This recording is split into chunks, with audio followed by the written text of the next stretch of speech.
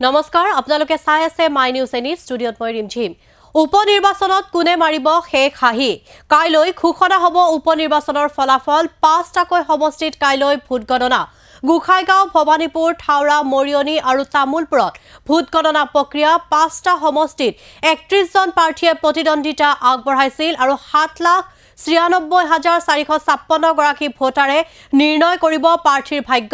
ইতিমধ্যে ইভিএমত বন্দী হৈ আছে উপনিৰ্বাচনত প্ৰতিদ্বন্দ্বিতা কৰা প্ৰাৰ্থীৰ ভাগ্য আমি দৰ্শকসকলক জনাইছো এই গুৰুত্বপূৰ্ণ খবৰটো উপনিৰ্বাচনত কোনে মাৰিব শেষ হাঁহি আৰু কাইলৈ ঘোষণা হ'ব উপনিৰ্বাচনৰ ফলাফল পাঁচটা সমষ্টিত কাইলৈ ভোট গণনা প্ৰক্ৰিয়া গোখাইগাঁও ভৱানীপুৰ থাউৰা মৰিয়নি আৰু তামুলপুৰত ভোট গণনা প্ৰক্ৰিয়া পাঁচটা সমষ্টিত ৩১ জন প্ৰাৰ্থীয়ে প্ৰতিদ্বন্দ্বিতা লাভ কৰিছিল ৭,৯৬,৪৫৬ গৰাকী ভোটাৰে নিৰ্ণয় কৰিব প্ৰাৰ্থীৰ ভাগ্য ইতিমধ্যে ইভিএমত বন্দী হৈ আছে উপনিৰ্বাচনত প্ৰতিদ্বন্দ্বিতা কৰা প্ৰাৰ্থীৰ ভাগ্য আৰু কটকটীয়া নিৰাপত্তাৰ মাজেৰে কাইলৈ ভোট গণনা হ'ব ৰাতিপুৱাৰে পৰা আৰম্ভ হ'ব ভোট গণনা প্ৰক্ৰিয়া আৰু ৩০ অক্টোবৰত উপনিৰ্বাচন অনুষ্ঠিত হৈছিল পাঁচটাকৈ সমষ্টিত গোখাইগাঁও ভৱানীপুৰ থাউৰা মৰিয়নি আৰু তামুলপুৰত ৩০ অক্টোবৰত উপনিৰ্বাচন অনুষ্ঠিত হৈছিল আৰু ৩১ গৰাকী প্ৰাৰ্থীয়ে প্ৰতিদ্বন্দ্বিতা আগবঢ়াইছিল আৰু ৭,৯৬,৪৫৬ গৰাকী ভোটাৰে এতিয়া নিৰ্ণয় কৰিব প্ৰাৰ্থীৰ ভাগ্য আৰু ইতিমধ্যে ইভিএমত বন্দী হৈ আছে উপনিৰ্বাচনত প্ৰতিদ্বন্দ্বিতা কৰা প্ৰাৰ্থীৰ ভাগ্য আৰু কাইলৈ উপনিৰ্বাচনত কোনে মাৰিব শেষ হাঁহি সকলোৰে এতিয়া জল্পনা কল্পনাই সকলোৰে মাজত বিৰাজ কৰিছে যিহেতুকে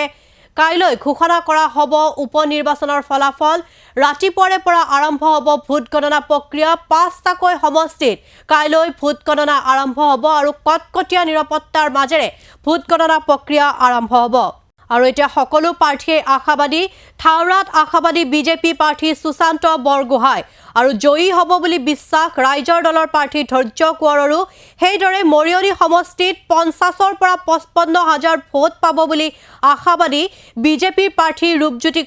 কুৰ্মী আনহাতে ভৱানীপুৰতো বিজেপি প্ৰাৰ্থী ফণী তালুকদাৰ জয়ী হ'ব বুলি আশাবাদী তালুকদাৰৰ মতে তেওঁৰ নাই কোনো প্ৰতিদ্বন্দ্বী আৰু এতিয়া সকলো আশাবাদী নিজক লৈ আৰু সকলো জল্পনা কল্পনাৰ অন্ত পেলাই কাইলৈ ঘোষণা কৰা হ'ব উপনিৰ্বাচনৰ ফলাফল আৰু সকলো প্ৰাৰ্থী এতিয়া আশাবাদী হৈ পৰিছে থাউৰা সমষ্টিৰ বিজেপি প্ৰাৰ্থী সুশান্ত বৰগোহাঁইও আশাবাদী তেওঁ জয়ী হ'ব বুলি আশাবাদী ঠিক সেইদৰে থাউৰা সমষ্টিৰ ৰাইজৰ দলৰ প্ৰাৰ্থী ধৈৰ্য কোঁৱৰো আশাবাদী জয়ী হোৱাৰ বাবে আৰু মৰিয়নি সমষ্টিত ৫০ৰ পৰা ৫৫,০০০ ভোট পাব বুলি আশাবাদী বিজেপি প্ৰাৰ্থী ৰূপজ্যোতি কুৰ্মী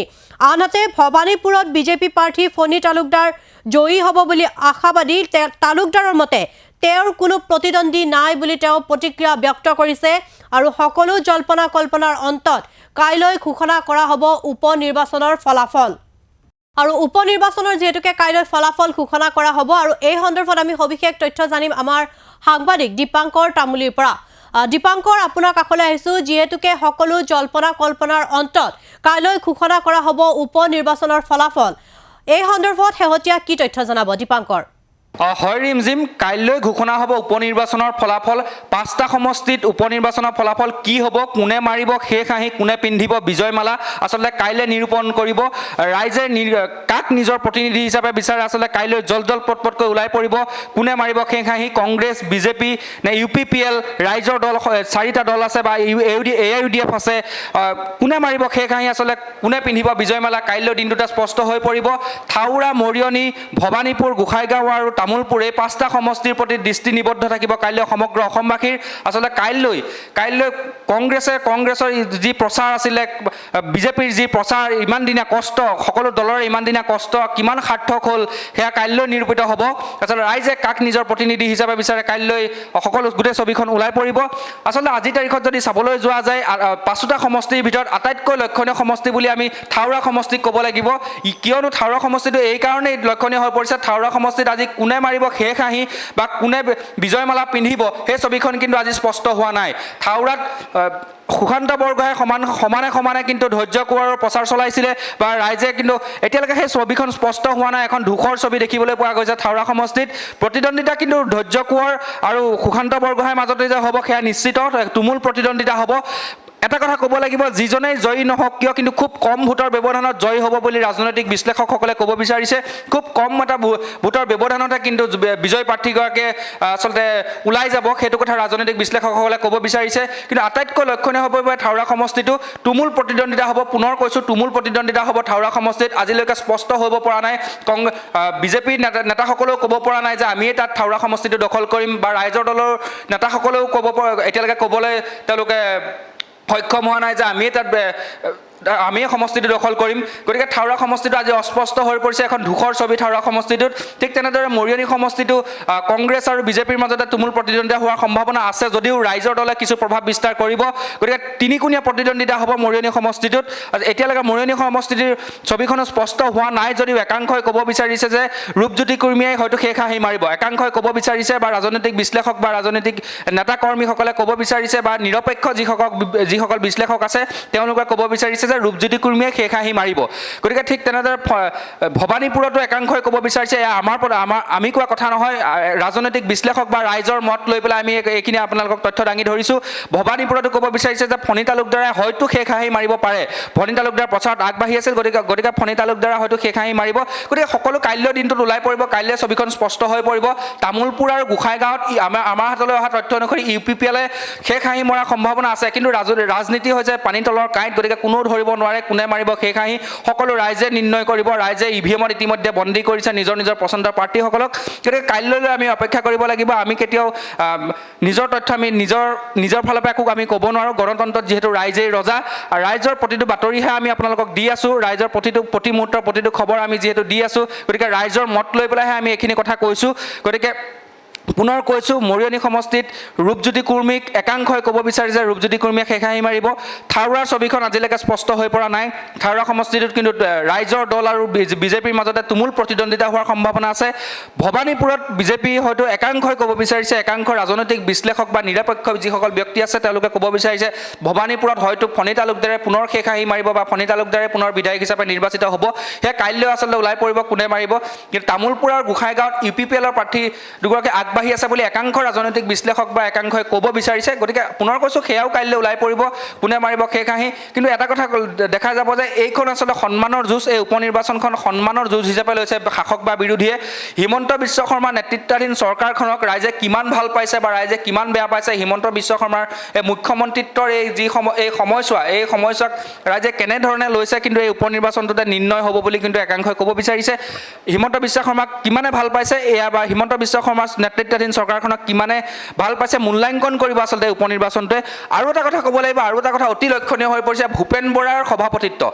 প্ৰদেশ কংগ্ৰেছৰ সভাপতি হোৱাৰ পিছত ভূপেন বৰাৰ কিমান দূৰ সফল হৈছে, সেই সফলতা বিফলতা কিন্তু ভূপেন বৰাৰ বিফলতাও কিন্তু এই উপনিৰ্বাচনতে প্ৰত্যক্ষ বা পৰোক্ষভাৱে নিৰূপণ কৰিব বুলি কিন্তু একাংশই ক'ব বিচাৰিছে। ভূপেন বৰাই সভাপতি হিচাপে কিমান সফল সেয়া উপনিৰ্বাচনটোত ওলাই পৰিব। গতিকে বহু কথা ওলাই পৰিব। উপনিৰ্বাচনতে পৰৱৰ্তী সময়ৰ ৰাজনৈতিক বহুত দিশ উন্মোচিত কৰিব, বা উপনিৰ্বাচনটোতে ভৱিষ্যতৰ অসমৰ যি ৰাজনৈতিক পৰিৱেশ বা যি ৰাজনৈতিক বাতাবৰণ, সেই বাতাবৰণটোৱে উপনিৰ্বাচনটোৱে আচলতে কিছু পৰিমাণে পৰোক্ষভাৱে হওক বা প্ৰত্যক্ষভাৱে হ'লেও কিন্তু কিছু পৰিমাণে তাত প্ৰভাৱ পেলাব। গতিকে উপনিৰ্বাচনটো লক্ষণীয় হৈ পৰিছে, সকলোৱে সন্মানৰ যুঁজ হিচাপত লৈছে। হিমন্ত বিশ্ব শৰ্মাক যদি চাবলৈ যোৱা যায়, মুখ্যমন্ত্ৰী হিমন্ত বিশ্ব শৰ্মাই থাওৰা মৰিয়নি, বিশেষকৈ মৰিয়নি সমষ্টিত তেওঁ বাহৰ পাতি লৈছিল। তেওঁ বিভিন্ন ধৰণৰ প্ৰচাৰ সভাত বিভিন্ন নিজৰ ষ্টাইলত তেওঁ প্ৰচাৰ চলাবলৈ লৈছিল। তেওঁ মৰিয়নিত তেওঁ বাহৰ পাতি লৈছিল, থাওৰালৈও তেনেদৰে গৈছিল। তামোলপুৰ গোসাইগাঁৱত এটা সমষ্টিও তেওঁ বাদ পৰা নাছিল। প্ৰতিটো সমষ্টিত তেওঁ জনসভা, বিশাল প্ৰচাৰ সভা তেওঁ কৰিছিল মুখ্যমন্ত্ৰীয়ে, বা বিজেপিৰ আন মন্ত্ৰীসকলেও আন বিধায়কসকলেও তেওঁ 5টা সমষ্টিত জঁপিয়াই পৰিছিল। গতিকে এটা সন্মানৰ যুঁজ হিচাপে বিজেপিয়ে লৈছিল, বা শাসক দলটোৱে এটা সন্মানৰ যুঁজ হিচাপে লৈছিল। তেওঁলোকে কেতিয়াও উপেক্ষা কৰা নাছিল, বা তেওঁলোকে কোনো এলাহ কৰা নাছিল। তেওঁলোকে জঁপিয়াই পৰিছিল, প্ৰতিজন নেতা প্ৰতিজন কৰ্মী বিজেপি দলৰ তাত জঁপিয়াই পৰিছিল। ঠিক তেনেদৰে কংগ্ৰেছৰ তাত বাহৰ পাতি লৈছিল। কংগ্ৰেছৰ জ্যেষ্ঠ নেতাসকলে 5টা সমষ্টিত বাহৰ পাতি লৈছিল। অলিয়ে গলিয়ে তেওঁলোকে ঘূৰি বিজেপিক সমালোচনা কৰিছিল। বিজেপিৰ এই কাম কাজবোৰক ৰাইজৰ ওচৰলৈ লৈ গৈ, ভাল কাম বেয়া কামবোৰ ৰাইজৰ ওচৰলৈ লৈ গৈ পেলাই তেওঁলোকে প্ৰচাৰ চলাবলৈ ইছ্যু বনাইছিল, চেষ্টা কৰিছিল। সকলোৱে সন্মানৰ যুঁজ হিচাপে লৈছিল। আচলতে কি হ'ব কাইলৈ নিৰূপণ হ'ব। কিন্তু পুনৰ কৈছোঁ, হিমন্ত বিশ্ব শৰ্মাৰ আচলতে কাম কাজৰ যি আচলতে মূল্যাংকন ৰাইজে কাইলৈ হয়তো কৰিব হিমন্ত বিশ্ব শৰ্মাক কিমানে ভাল পাইছে হিমন্ত বিশ্ব শৰ্মা নেতৃত্বাধীন চৰকাৰখনক কিমানে ভাল পাইছে কিমানে বেয়া পাইছে কিমান ৰাইজে আদৰি লৈছে সেয়া হয়তো কাইলৈ উপনিৰ্বাচনৰ ফলাফল হয়তো ক'ব বুলি একাংশ ৰাজনৈতিক বিশ্লেষকে ক'ব বিচাৰিছে আৰু ভূপেন বৰাৰ যি সভাপতিত্ব ভূপেন বৰাৰ সভাপতিত্বই তেওঁ কিমান সফল হৈছে সভাপতি হিচাপে ভূপেন বৰা কিমান সফল হৈছে হয়তো উপনিৰ্বাচনে নিৰ্ণয় কৰিব বুলিও একাংশই ক'ব বিচাৰিছে হয়তো কাইলৈৰ দিনটো হয়তো অসমৰ ৰাজনৈতিক বাতাবৰণটো হয়তো কিছু পৰিমাণে সলাব বা বাতাবৰণটো কিছু পৰিমাণে নিৰ্ণয় কৰিব কি হ'ব আমি কাইলৈ অপেক্ষা কৰিব লাগিব আৰু মাইনুজনী দৰ্শকসকলক ক'ব বিচাৰিছোঁ কাইলৈ আপোনালোকে চাই থাকিব মাইনুজনী প্ৰতিটো নিৰ্বাচনৰ ফলাফলৰ প্ৰতিটো খবৰ প্ৰতি মুহূৰ্তৰ প্ৰতিটো খবৰ আপোনালোকক দিবলৈ চেষ্টা কৰিম পাঁচোটা সমষ্টিৰ ভোট গণনা কেন্দ্ৰৰ পৰা প্ৰতিটো খবৰ দাৰৰ বাতৰি দাৰে আপোনালোকক দিবলৈ আমি চেষ্টা কৰিম প্ৰতি মুহূৰ্তৰ প্ৰতি খবৰ ভোট গ্ৰহণ আৰম্ভ হোৱাৰ পৰা শেষ হোৱালৈকে প্ৰতি মুহূৰ্তৰ প্ৰতিজন প্ৰাৰ্থীৰ আমি মন্তব্য ল'বলৈ চেষ্টা কৰিম কোন বিজয় হয় বিজয়ৰ